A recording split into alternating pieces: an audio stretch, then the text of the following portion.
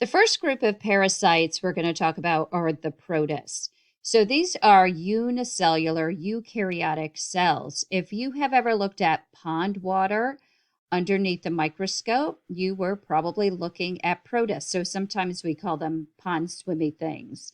There are some plant-like protists. So if you looked at pond water underneath the microscope, you probably saw a euglenoid. So it kind of looks like an oval shape with a little tail on it with a little flagella. That would be a plant-like protist.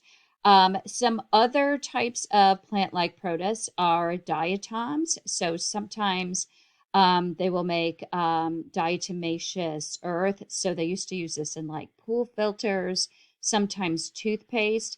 They will also use this as a desiccant in trying to prevent pests.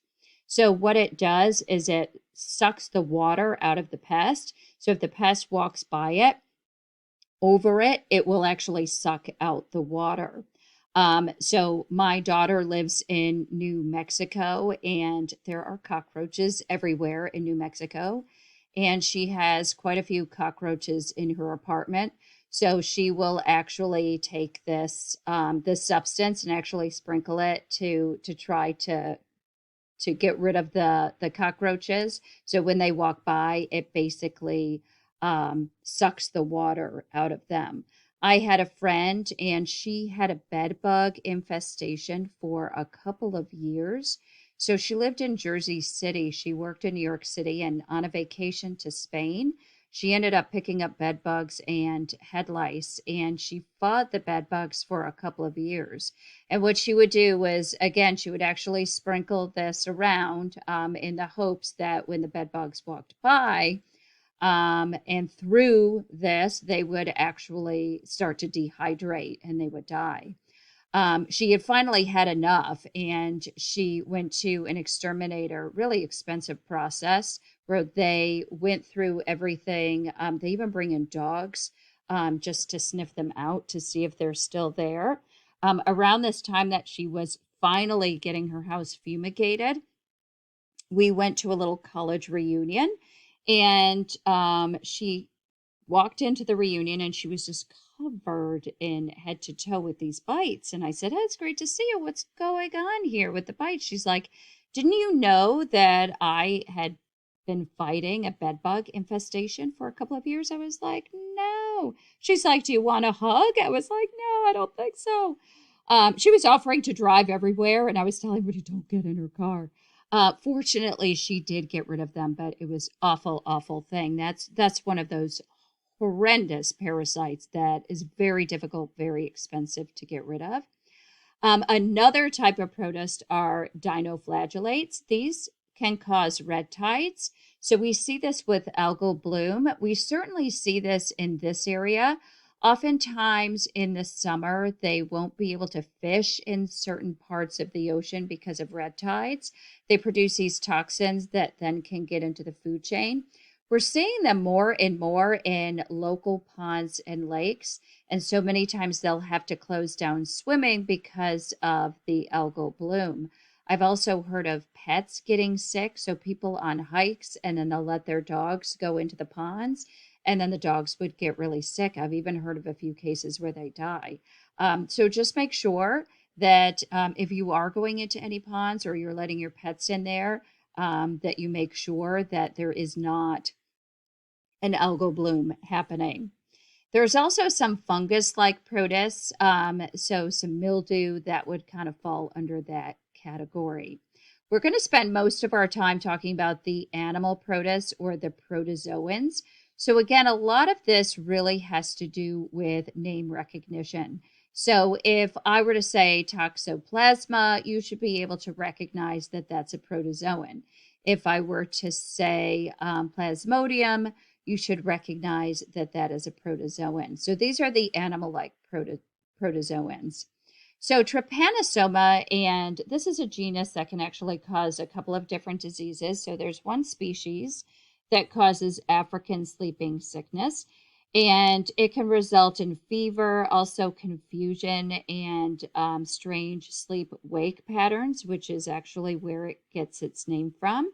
This is actually spread by the tsetse fly, or as my parasitology professor said, tsetse fly. I've heard it pronounced both ways.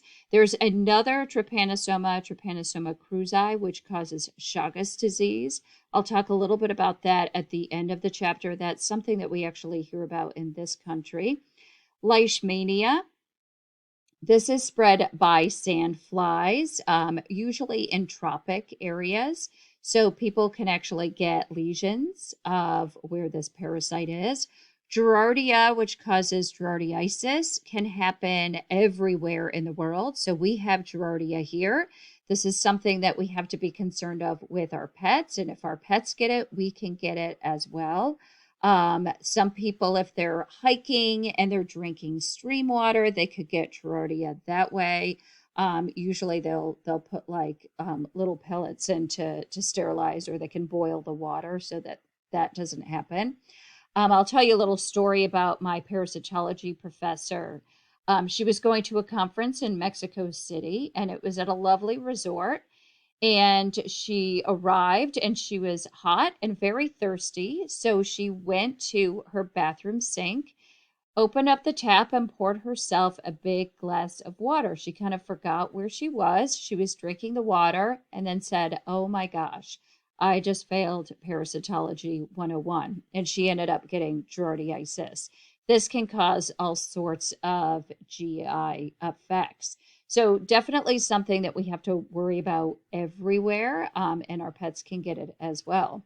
Trichomonas is actually a protozoan which is sexually transmitted, and this can infect humans.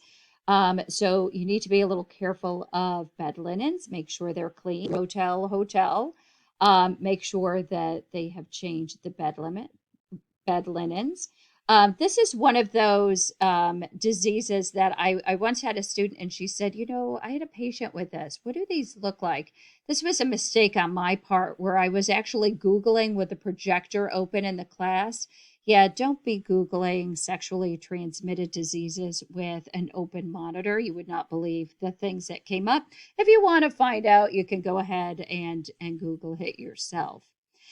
There are amoebas that can cause forms of amoebic dysentery. Again, lots of GI effects that we can get in different parts of the world. I'm going to skip Plasmodium because that's the one that we're going to spend the most time on, especially its life cycle. And I did post a little video for you to watch.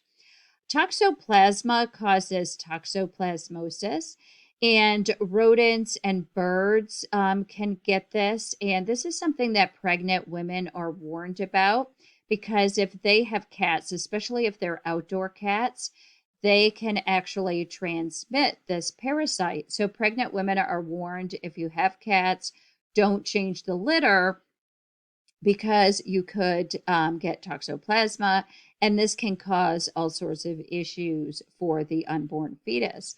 So when I was pregnant, we had cats, and my OBGYN warned, you may not want to, change the litter, even though they're indoor cats, mice do come inside, they could be catching them.